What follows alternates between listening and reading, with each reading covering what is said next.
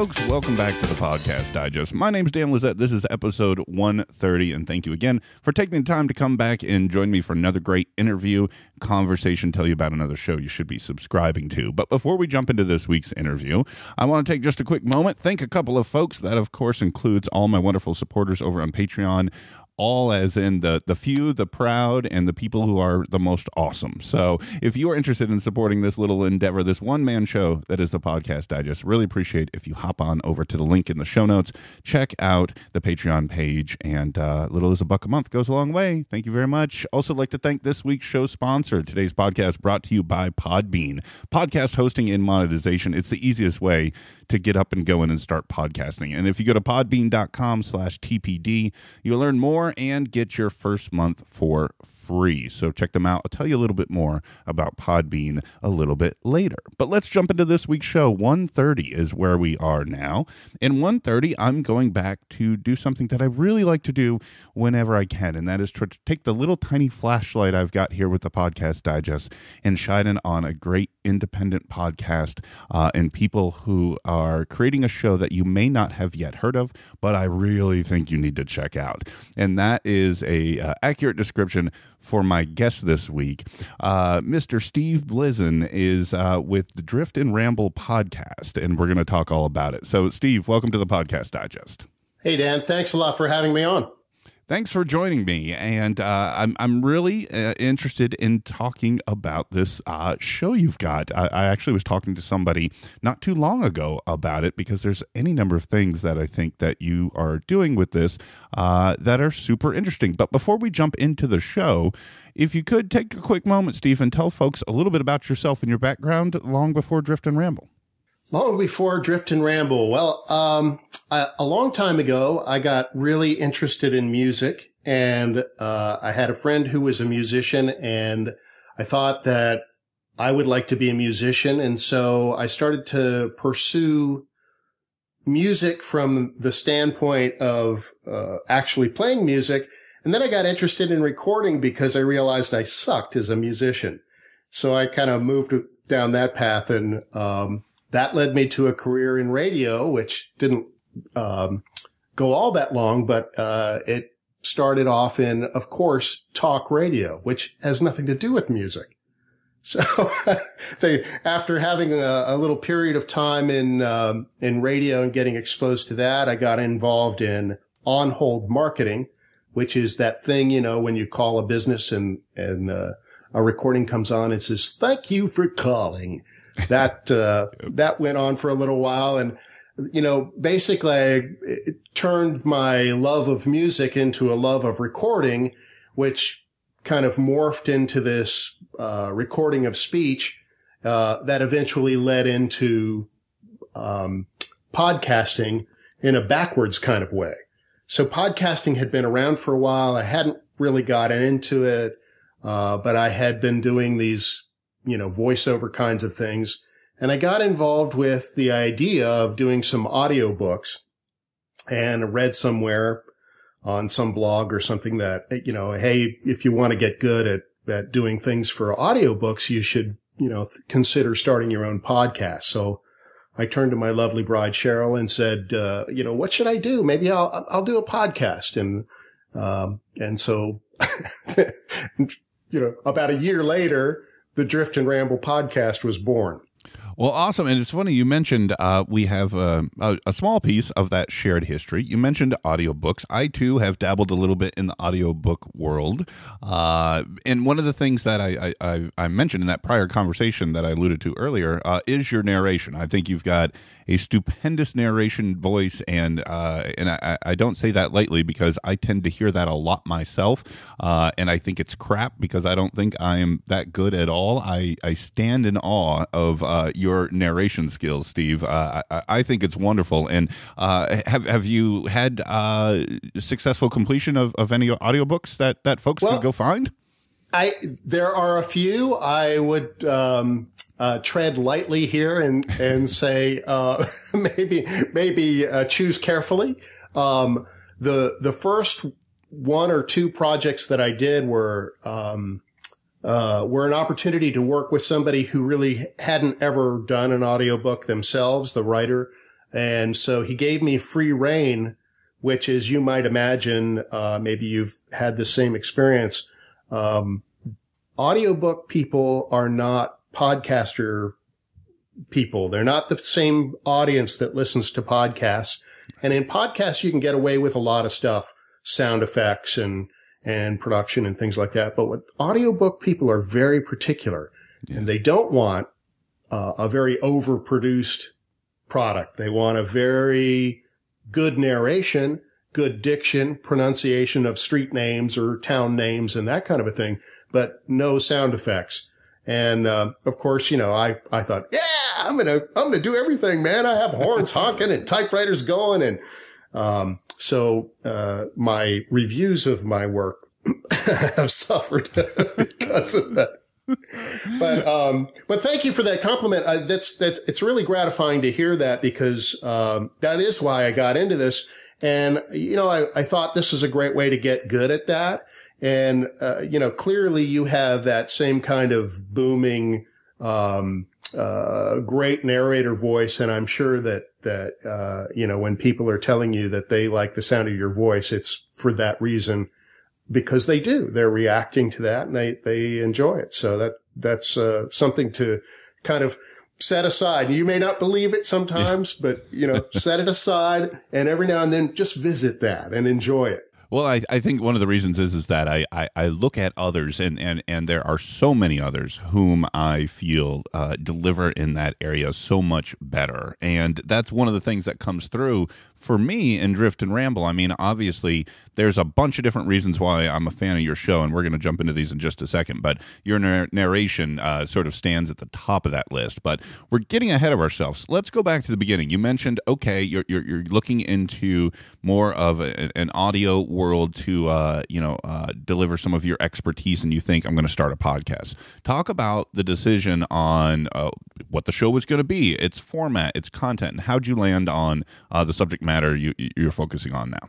Well, it's really not much of a story, but kind of funny in the sense that I really didn't listen to a lot of podcasts when I started out. I had heard a couple of podcasts, but not with any regularity. And in fact, the one podcast that I listened to with any regularity was years before. And it was a podcast called Anthony's Audio Journal. And it was this guy who was just talking about hikes he was going on. And he'd, kind of set up the hike, and then he'd go on the hike, and he'd record his experiences during the hike and talk to other hikers and stuff like that. And I would listen to this while I was walking on my treadmill. And that was like my, my guilty pleasure, to have something to do while I was on this beast of a machine out in the garage to get some exercise. And so it kind of felt like I was on the hike with the guy. And so that kind of skewed me towards the fact that, a podcast should be something, real, something, kind of an experience. And then I listened to other podcasts. Lore, for instance, was one of them. And, I thought, well, this is great, but I don't want to do that show per se. I want to do my own thing and my own take. And so I kind of landed on doing stories of the Old West and American legends, because it's stuff that I feel is, first, it's interesting to me. And I feel like if it's interesting to me, then, maybe that'll come through when I'm, delivering some kind of, moment about something that I've discovered or found. So that's really how the whole thing started. It wasn't a conscious decision to say, I'm going to do a history podcast and it's going to be about this 50-year period of time in the Old West. This was something you were a big fan of, right? So I wouldn't say I was a big fan. I just was, mildly interested in it. And I thought, if I'm going to do this, I want it to be about something that I'm going to be interested in enough to do it more than once. Right. I didn't want it to be a one-off show. And it seems unique. Obviously podcasts, what is it? There's like hundreds launched every day now, I think I heard, or something like that. But it seems somewhat unique. I'm sure there's others in the sort of niche of Old West history-based podcasts, but it doesn't seem like there's that many. And I'm certain that there's not too many doing it with some of the production values that you're bringing. We're going to talk about those. But did you find that was sort of maybe somewhat uncharted territory in iTunes when you decided to launch? Absolutely. And that was, the primary reason for kind of narrowing it into that area was that, there were history podcasts and, they all did, various topics that went into the Old West at times, but they were all more conversational. They weren't really a presentation. And I guess that's what I wanted to do was, something that would, for lack of a better example, I was trying to make this podcast in the early days be a calling card for me as a audiobook narrator. I was hoping that some publisher would go, "Hey, I want this guy to do my book. He's pretty good." Right. But right. Of course that never happened. And now I'm just, going off on, tangents with my own interests at the podcast. But I'm having a great time doing it. Well, I don't know if never's the right word yet, Steve. You launched approximately when? Last summer sometime, yes? Yeah, it was in June. Yeah, June of 16. So we're looking at what, 7-8 months at this point? Right. I'm still a baby in the podcast world. And you release on average, every 2 weeks approximately? Every 2 weeks. Yes. I like to say every second Sunday because it sounds like a mud bogging competition. There you go. Every second Sunday. So now, when you decided to start out, before you launched the first episode, did you start to put together sort of a blueprint or outline of where you wanted to go? Or how do sort of these every other Sunday releases go for you in terms of sort of picking the subject matter? And because I know this has got to be research intensive. Well, at first I sat down and I said, well, if I'm going to do this, I'm going to have like structure, and I need a lot of structure, just in a general sense. And so I wanted to have elements of the show that were structured, and so I developed this intro, and I worked on that for a little while, and then I walked into my little closet recording studio and laid down the intro that you hear for every show and a couple of other little things that I thought would be useful just in developing the show. And that became my guide. That intro basically tells me as much as it does the audience about what the show has to be about. And so that was the structure that I used for really developing the first story. And the first story I chose about Elmer McCurdy because it's just weird. It's Old West. It's 1970s. It's it's like this weird combination of genres. And I thought, well, somebody's bound to like this. And I don't know if I did the story justice, but in order to do the story, I had to read this book and get as much information as possible about who this guy was and, really sit down and do some research. And in doing it, it kind of unlocked this whole thing that I had been, I guess not ignoring, but, just really unaware of before. And that research is really fun for me. I just love to dig into it. So that fed the episode, the research. Now, what I'm wondering is, and I'm 99.9% sure of this, what people end up hearing, and even way back in the first couple episodes, they're hearing, by and large, a scripted show, yes? So from your research, does writing then get born?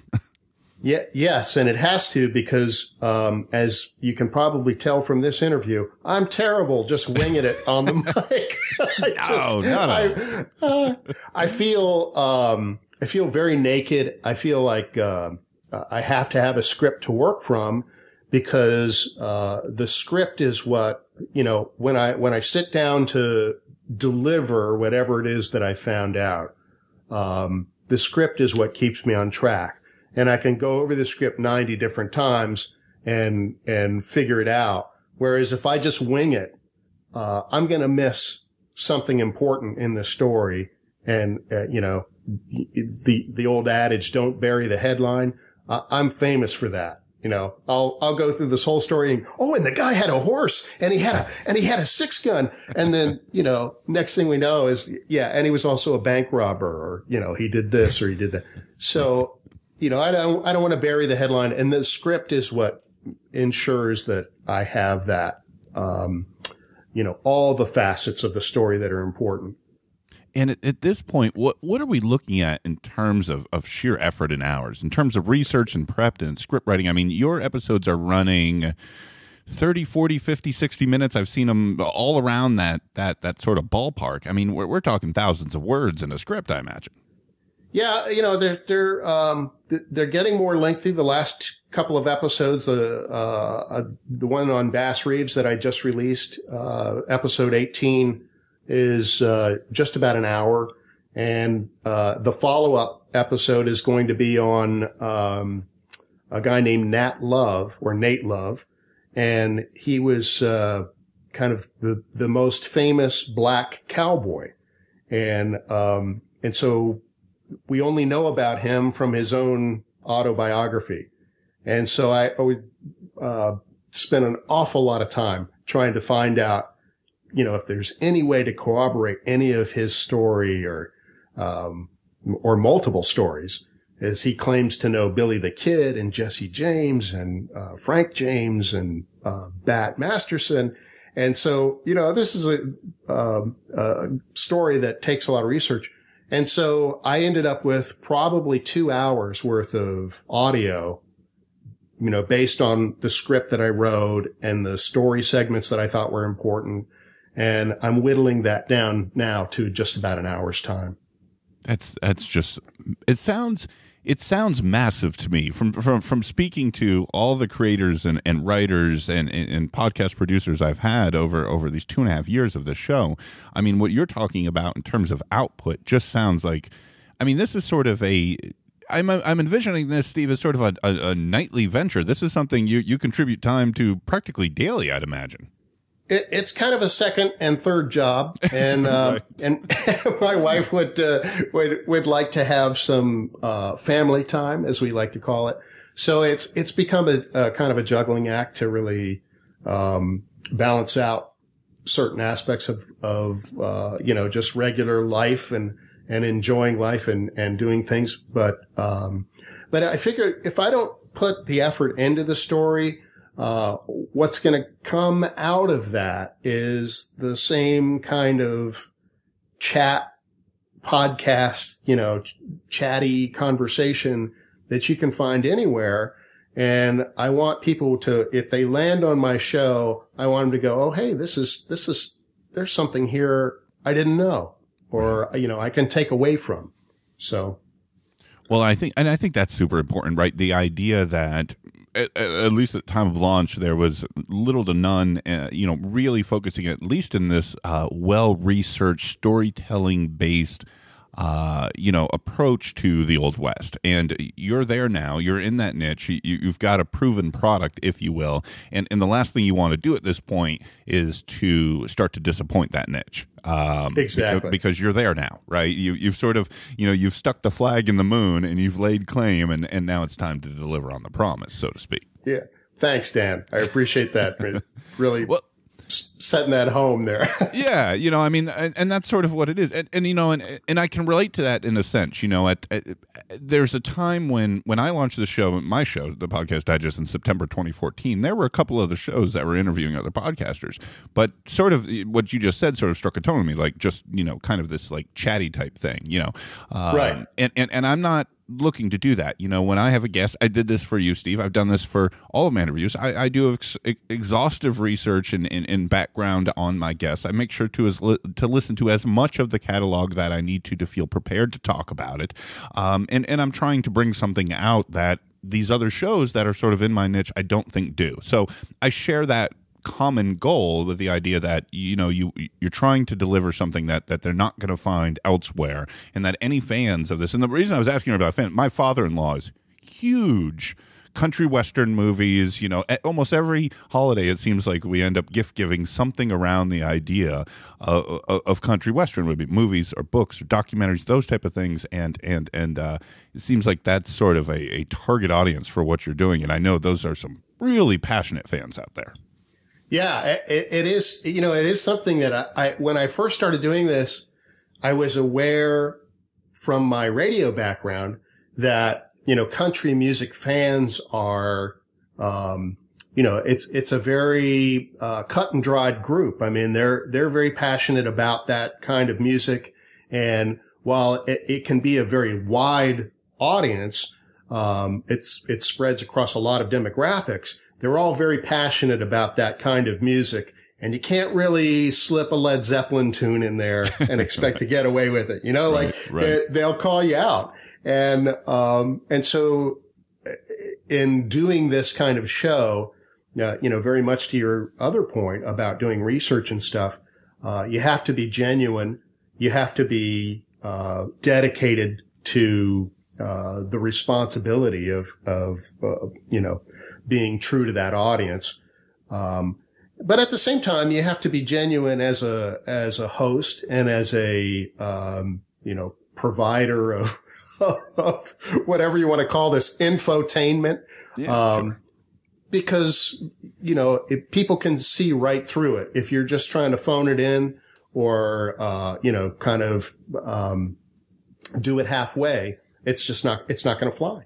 Yeah, I wanted to ask you about some of those ends you've gone to, because there is a ridiculous level I would consider production value that you're bringing with Drift and Ramble, and it stands aside. I don't know if you've heard the show, but I'm going to draw a comparison right now, and folks may remember a previous guest, and it's funny because it's gotten a lot of attention, especially in the last 6 or 8 months and so, and it rightly should, because it's doing amazing work. But longtime fans of the Podcast Digest who've been around a while and heard a lot of my conversations, I want to point you to what I would consider to be the best parallel to what Steve and his wife Cheryl are doing with Drift and Ramble. And I'm going to go way back to a guest I had. I'm digging through my archives right now so I can point people to this conversation I had, because it was a very long time ago. August of 2015, episode 51. I spoke to Karina Longworth with You Must Remember This. And I would say that you are the Old West equivalent of You Must Remember This. For those of you not familiar with that show, and Steve, have you heard it? I don't know that I have. It sounds very familiar to me. It's gotten huge. I mean, it's gotten recognized in Entertainment Weekly, and she's huge now, which she should be. It is basically a study and retelling of old Hollywood. Right, old Hollywood stories. She did a whole series on sort of the Charles Manson Hollywood days, which was one of her widely publicized and most popular series that she did. But she also did things about the old studio days and some of the old Hollywood stars and what their life was like. And one of the things that she did that you guys are also doing, which is almost bringing in an element of performance into the show, right, where you're sort of almost having actors or having segments of the story be told in a different way than just your narration we were talking about, Steve. And I'm sort of curious, can you tell me a little bit about that process? I know that sort of evolved as the show's gone on, but about bringing these other elements to the storytelling you're doing. Yeah, that was actually something that I immediately realized that I needed when I set out to do this story about Elmer McCurdy. The story is weird and it's long. It's actually 2 episodes. But originally it started out as 1 episode, and I thought, oh, I can't do an hour. That's too long. It's got to be a half hour each, So, right. So I cut it in half. And little did I know there's no rules in podcasting. So I could have easily have left it alone, but I made that decision early on. And, but in telling the story, I realized it's just too much of me. I want to be a narrator and narrate, action of the story, but I also want the story to come to life. And so I wanted to, from the very first days, do something, almost like a Ken Burns presentation where, you'll notice in his documentaries, he always has an actor read a letter or some correspondence of, something to give it it was a change of narration voice, but also to give that particular document or whatever that piece is its own life, to just kind of make it pop out. And so that was my concept in getting other people to do it. And so I got lucky and found other people who were actually willing to act out those parts. Well, so as the show progresses, I hope to incorporate even more of that. Yeah, that was my next question is especially in those early episodes, where'd you find these folks? Were these like sort of like friends and relatives? You're like, hey, come in my closet. I want you to read this. Yeah, well, first, no, I'm not going to bring anybody into the closet. It's just not, it's very, I can't even get my wife in there. And and we share clothes. I mean, we have clothes in the same closet. So she's laughing in the background. I don't know if you can hear, but, the getting somebody to do a voiceover for something like this is really weird. I mean, it's just, who do you ask? And, so the first people that volunteered to do this were some fellow podcasters. And, they were like, hey, man, we'd love to do voices for your show. So I said, great. And I sent them scripts, and I was expecting I guess the same kind of attention that I would pay to the script, to come back. And these guys were, having a lot of fun with it. I mean, they definitely had a good time, but, there were parts of the script that were, just not usable. So I had to go back and go, maybe I should get people who are like actually into voice acting and do that. So, as time has gone on, I've gotten more and more people interested, and, they're fans of the show. They're people who heard the show and said, hey, we want to help. Let me do the voices for this. So, we've been really fortunate with, a company called Audio Oblivious Productions, which I think is probably the greatest name in podcasting available. It is a good one, yes. And it's just a group of friends who have been doing their own audio dramas. They have a great show called Winnebago Warrior: The Legend of John Waynaby, and it's kind of a country flavored audio drama, and they're branching out and doing a lot of other shows as well. But they started early on helping me out with some of these voices, and it's just become tremendously fun. And I think it adds a great dimension to the show to have that kind of, acting happening in the show. Absolutely, and I love how it comes out, and I draw the parallel with Karina, and you must remember this for good reason, because I think it's used to a very similar effect. And when I'm drawing these comparisons, Steve, rest assured this is fully complimentary, because she's had such a great run with You Must Remember This, and I would consider it to be a very good class to be in. And folks listening, that if you have heard that show, then you need to jump over and check out what Steve and Cheryl are doing with Drift and Ramble, and I think you will find a similarity. You'll see where I'm drawing these parallel lines. And what's interesting is even more sort of bigger name in modern world podcasting, if you will. There are Wondery, frequent guest of the podcast, right. Big, huge network. Wondery's sort of playing in this area now with Hollywood and crime. They're sort of bringing in actors to sort of tell parts of a story. So it's sort of a tried and true method, and I think that you guys are executing it to great benefit to the end product. Well, thanks. That's really great to hear, because we don't know. We right. get so little feedback in the podcasting world. Well, and that's one of the reasons I needed to have you on here, Steve, because technically speaking, you shouldn't be getting a little feedback. And folks, if you've not already subscribed to Drift and Ramble, or if you've got even a passing interest in the Old West, you need to check this out, because we need to get that feedback up for you guys, and hopefully we'll be able to do that.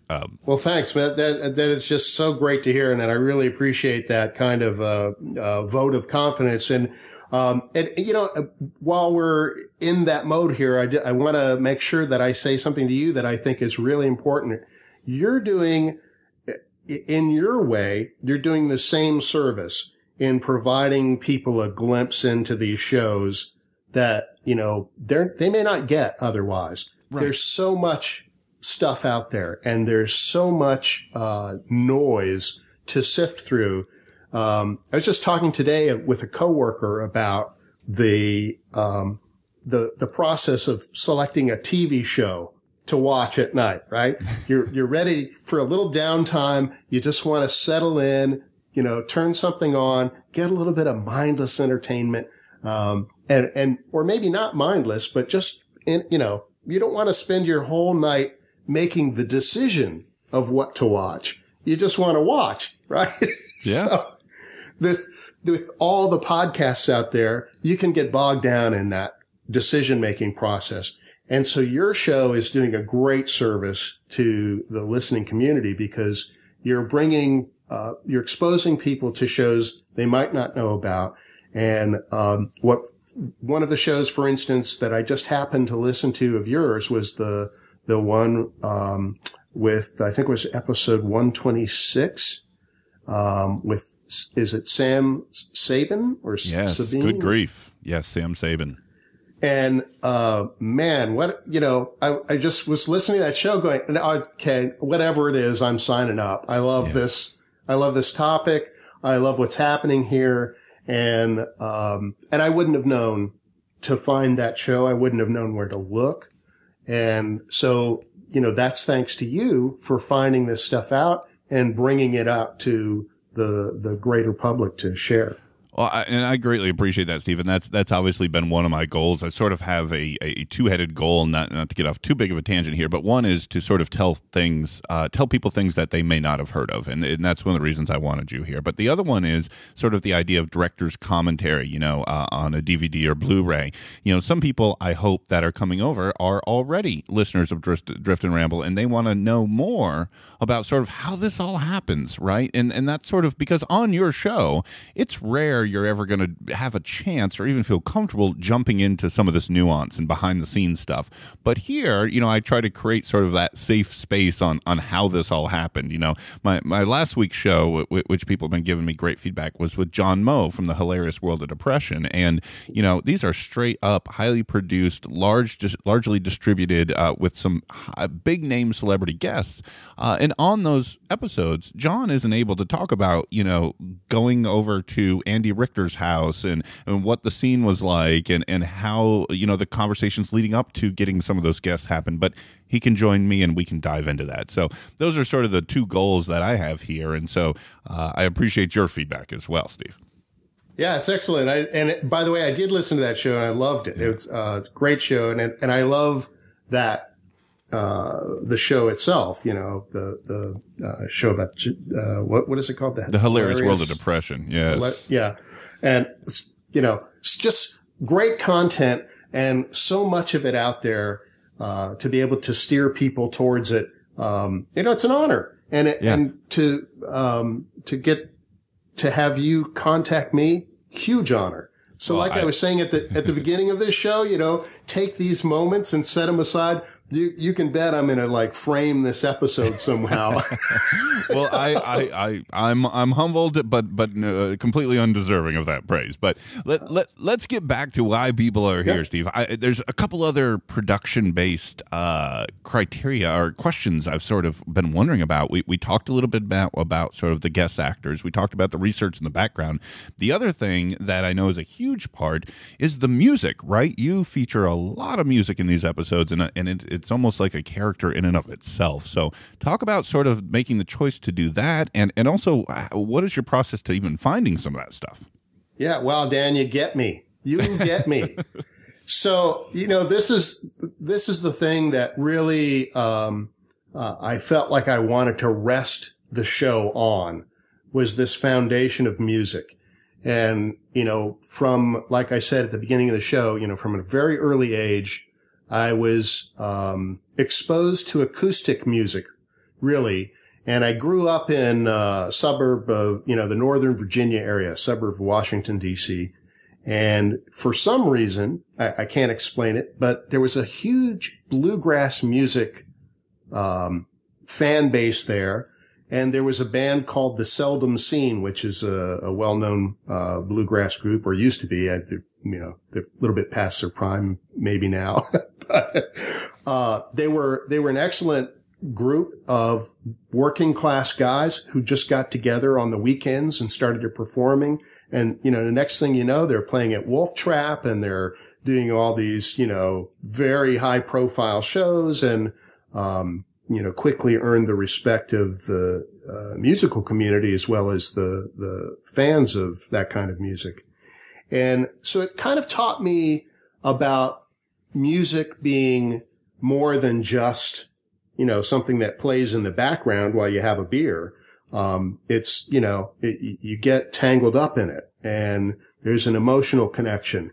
And if you listen to music as it's used in film or television, maybe more so in film because it usually has the opportunity to breathe a little bit more. It is part of the story. And so I wanted music to be part of the story here for the podcast. And I've been amassing at great expense, as I, turn to look at my wife who's kind of sneering at me, libraries and libraries of, what's called royalty-free music, which gives me the license to be able to use it in podcasts. And, I'm very selective about, the kind of music that I buy and what I can get. And, I'll spend hours just, auditioning stuff sometimes to, put it together. And then once I have it, I have the ability to kind of compose and arrange. So I get to be a little bit of a musician. Every now and then I'll sneak a bass line in or, some little, piece of instrumentation that really is, kind of a throwaway thing. But, it's just my way of having that, musical connection and at the same time, getting to expose people to music that they might not really want to hear otherwise. Like, the average listener to my show, I don't think, is necessarily a bluegrass fan. But when they hear it, they're more likely to appreciate it as opposed to, if I was playing, Def Leppard under every, action scene. And I just want people to, to have something that's a little more authentic to the mood of the show and to the, the action. But also to get a chance to go, hey, this is kind of nice. I'm enjoying this aspect of it. Yeah, it's almost what's the word I'm looking for? It's a sort of that ambiotic or environmental sound. Like if you walk into a particular place and there's a soundtrack to that place, that sort of feels. Even if I'm not looking at my phone, I know when your show comes on, and it's not necessarily because of your voice, right? It's because of. It sets a tone and a theme and presents an environment where the story can be told that just fits. It makes sense. Almost like the idea of a lot of these older Western movies I was sort of alluding to earlier, sort of the grain of the film or the 3:2 aspect ratio or something like that. It's how it's supposed to look. And I think what you're doing is this is sort of how it's supposed to sound, when you're telling these type of stories. Well, thanks. That's just tremendous feedback to get. And because that is what I set out to do. And it's so nice to hear somebody actually kind of reverberate that back to me. It's working. Well, it is. And I think one of the things is that this is just a matter of people finding out about it. I think you're doing a lot of the right things, and and it leads into some of my sort of final questions. But before I jump into those, I wanted to cover a couple of other topics that maybe a little more on the non-production related side of things. So you guys just launched a Patreon, or recently launched Patreon. Yes, we did. Yes. So that is a fun thing. So that will be there as well. So make sure to go over there and check that out, folks, as well. But I noticed when I hopped over there the other day, a interesting topic that you mentioned in there regarding advertising that I wanted to ask you about. But before I do, I just realized that we've not taken care of my own advertising obligations here, Steve. I've been so distracted by our conversation. So, folks, if you bear with me just a moment, I'd like to interrupt this conversation for my own message right now, and that's to tell you about this week's show sponsor. Speaking of advertising, this week's show sponsor on the Podcast Digest is Podbean. Podbean is your podcast host and home for your show. If you maybe want to try something different, maybe a hosting service that offers a lot more. If you check out Podbean, they're going to offer you your own website, of course, very much like a blog that you can customize with all kinds of great themes and colors. You're going to be able to have all the necessary RSS and iTunes support that's absolutely important to import your show or redirect it from somewhere else if you're migrating from another hosting provider. Podbean has all the access you're going to need to set you up with an Android or an iOS application. When you join the Podbean family, you'll be a part of their online directory, and they do a real good bit of promoting different shows that are part of their family right there on the webpage and on their social media channels. When you publish an episode on Podbean, it's going to automatically share out to all the social sites with some quality embeddable players right there, Twitter, Facebook, and the like. And if you've got your own website, Podbean can work with that as well. They can integrate their publishing tools right into your own website as well. And of course, as I always like to say every single week, folks, stats. Tons of stats. Steve would agree with me, I'm sure. There are a big focus on statistics. That way you know if your show is resonating with your audience, where those people are listening, and all the important things that us podcast hosts and producers look at on a regular, all too frequent basis in some cases. Podbean has all those tools available to you as well. And when you're ready to take your show to the next level, Podbean's got you supported as well. You can designate episodes as premium content and actually sell singular episodes. They've got an advertising platform that you can participate in and actually apply to have advertisers be featured on your show itself, or your own patron program, where we're about to talk about in just a minute as well. If you don't want to mess around with a third-party provider, Podbean can say you can have your listeners support you directly right here through Podbean. So they've got all the features in the world. And I mentioned last week on my conversation with Michelle von Hirschberg on my recommendation show, 2 weeks ago, that you can actually publish a podcast right through their mobile application. That's not even on the regular details here with Podbean, but you can do that. I mean, Podbean's got so many great things to check out. So here's what you need to do. If you're looking for a new home for your show or thinking about starting one, podbean.com/TPD for the Podcast Digest. That means you'll get your first month for free. You get all the more details and let you know that you came from the Podcast Digest. So my thanks, as always, to Podbean for supporting the Podcast Digest. All right, back to regularly scheduled programming, Steve. Sorry about that. Better late than never, I like to say.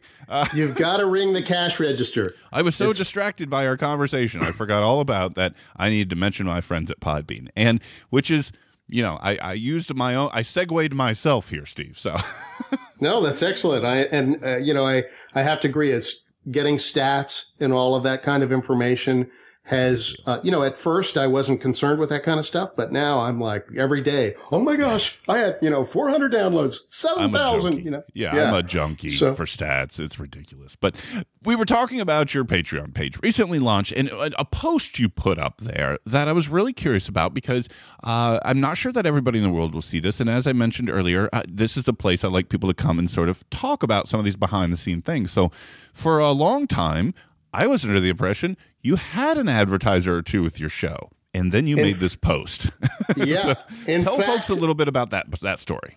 Yeah. The way that came about was when I first started the podcast, I wanted to give advertisers the impression that we were capable of running ads. We know a little bit about advertising, having a little bit of time in the radio realm and, based on life experience and things like that, I've had plenty of opportunity to work with advertisers in a number of ways. And I thought, well, if I'm going to do this show, I better just have a slot ready to make this turnkey. So if somebody says, hey, we're interested in being on the show and being an advertiser, can you do it? So right off the bat, I created a fake advertiser. It's not really a fake advertiser, but I got with my son who has a company called Hypervape. And it's a vape product company. He sells the stuff to distributors, and he has a website so you can buy direct from him. And I said, hey, do you mind if I just, make up some silly ads to run on the podcast here for your company? And he's like, yeah, whatever. So that's what it was. Fake ads. And so I did that for a while, and I got my niece, her company, Rhiannon's Interiors. I got her to let me, create a spot for her, and I did, I ran those for the first couple of episodes, and then I got with a company called AdvertiseCast that is aimed at finding advertisers for podcasters. And I just started having conversations with the CEO because I was giving him feedback on what he was putting out, and he seemed receptive to that. So I said, hey, why don't we just try this and see if it works and see if we can, get some podcasters to sign up who happen to be listening to my show. So I did a few spots for him, and no money's ever been exchanged, but everybody I've ever talked to about the show has said, how did you get advertisers, man? We're starving. And I'm like, no, there are no advertisers. They're all free ads. So that's me coming clean about all that. And more or less, the post I'm referring to was your decision to say, we're not necessarily going to do that anymore. Correct. Because I think, ultimately, at least with the Hypervape ads, I could kind of make silly character voices and work them into a Western theme and fit them into the show pretty well. But with the other ads, they just, they kind of stand out. And, I didn't want to have a situation where somebody's getting into a story and then stop everything. Let's get this ad out of the way and then move on. Because I think that kind of takes away from the storytelling aspect. But, at the same time, I'm giving the ads away. So, nobody's benefiting from this except for these, the handful of people whose names I'm mentioning. And I don't even know that they're benefiting all that well. So, I just thought, well, if we do this Patreon thing, then we'll really get to know whether people like the show. If we get somebody to support the show, it's because they're really interested in keeping it going, and it's a little more genuine, and there's no need to beat them over the head with an ad for shoes or something like that. Yeah. And Patreon is it seems to be a tale of two cities in my experience, right? There are those who have built their life's income, their full-time revenue off their the audience supporting them through their Patreon page. And then there's others like myself, like many others, who have a very small few dedicated lovers of what they're doing, and that is it. So it seems to be, from what I've understood, there's a level of critical mass that you have to hit, and then from there it can kind of grow. But getting to that level of critical mass is really the challenge. And, folks listening right now, we've gone through over the course of this conversation so much of what goes into what Steve and his wife Cheryl are doing right now with Drift and Ramble. I mean, this is not this is 100 times harder than what I'm doing. So in terms of the research and the production values, and that, they've got character actors and voiceover artists and so on and so forth. And so, whether it be Drift or Ramble or anyone else, folks, if there's a show you absolutely love that it gives you an opportunity to support them directly, seriously, just $1 a month, $2 a month, whatever, can go a long way. And it's, think about what you're going to spend on coffee on the way to work tomorrow. And think about how much entertainment you're getting from some of these independent infotainment producers. I like that term, Steve. And consider it. It really is something that, we have no idea how that works. And it's a lot like any of these other social media outlets and things like Twitter. We knew nothing about Twitter when we started. We had, I had a Twitter account, and I think I had maybe 3 or 5 tweets when I first set up Drift and Ramble. I had no idea how that all worked. And now I've got something like 3,000 followers, and, things are moving along. We figured some things out, how to do things. And Cheryl is key in all of that Twitter presence, because she's got it, somewhat automated. And so there's a schedule of kind of a regular presence there. Right. And then there's a Facebook page, and then there's the Patreon thing. And the Patreon thing is a totally different world to us. We just know nothing about how to cater to that audience. But what our goal is to provide some content that exists there that you can't get any other way. Right. And to provide something unique about that experience, where we can do some more kind of these backstory and behind the scenes kind of exposés, if you will. But we're not there yet. We're working on it, and we've got some content available, but we do have big plans for that. Well, there you go. Well, it's reason to sign up and to see what's coming. That's for sure. You mentioned it, and it sort of reminded me. I did want to mention it because in terms of your social media presence at this point, this is a big deal. I know. Hashtag Podern Family. You guys are good citizens of the Podern Family hashtag, and I'm wondering what sort of your experience has been like with that, and what your thoughts kind of participating in that sort of shared promotion experience has been like. It's actually been really good, and I've said it in little bits and pieces in almost every show, but our experience was exactly as I've described it on the show. I saw the hashtag and I said, well, what does this mean? And I kind of researched it a little bit, and I just saw all these podcasts using that hashtag. So I said, well, hey, I'm going to do it too. So within probably, a couple of days anyway, I won't say it was overnight, but within a couple of days, everything I tweeted was getting retweeted. Every show that I had was going up in numbers. And, we were still pretty new at this. At that point, we only had 3 or 4 episodes, but it just exploded.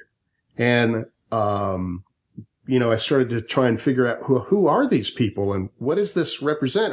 Are they going to charge me? Like, what's going to happen? So, the further I dug into it, the more I found out that it's really just a group of podcasters that wanted to create some way of helping other podcasters. And that's all it is. There's no, hard and fast rule. There's no guarantee. There's no, thing. You don't have to sign a waiver or pay a due or anything like that. But it is a community that's very engaged in helping you achieve your podcasting goals. And if you're, looking to find a way to kind of springboard into a large audience, it really is a great experience. I don't think there's anything about it that is a negative. These guys are all very helpful. They've helped me in terms of, podcasting advice, hosting advice, things like, what the numbers mean, where listeners reside in terms of, how to attract new listeners and what works and what doesn't work. They've done things like developed promos, that you can choose to run in your show. I'm a big believer in genuine content. So I'd much rather say, hey, I listened to Dan's show. You got to check it out, than run a pre-recorded segment that's, maybe just about your show. But, that's the kind of thing that I think, as far as that group is concerned, is nice because they give you the freedom to do whatever you feel you want to contribute. And it's more or less directly, indirectly, choose your poison on that label, is the reason I'm talking to you. Because I know that Neil from Dark Angels and Pretty Freaks is the one who had mentioned his fandom of your show with the hashtag, I believe, and that's how it came to my attention. And that's how I started listening. And so that's how these things spread, and any vehicle to get that word out. Obviously, I mean, that's one of the core tenets of my show is getting the word out about great stuff. So, the best stuff will rise to the top. And I think that's, if this can help people do that, then, obviously that's a good thing. Well, thanks. That's just fantastic to hear. And, your check is definitely in the mail. Yeah, absolutely. Good. I was wondering. just might want to check the address and, make sure it's valid before you deposit it. But,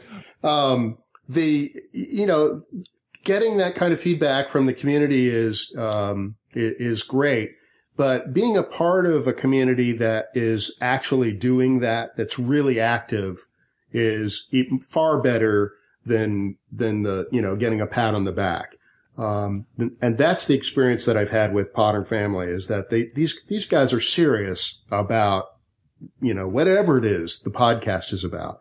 They're serious about providing some kind of entertainment for you.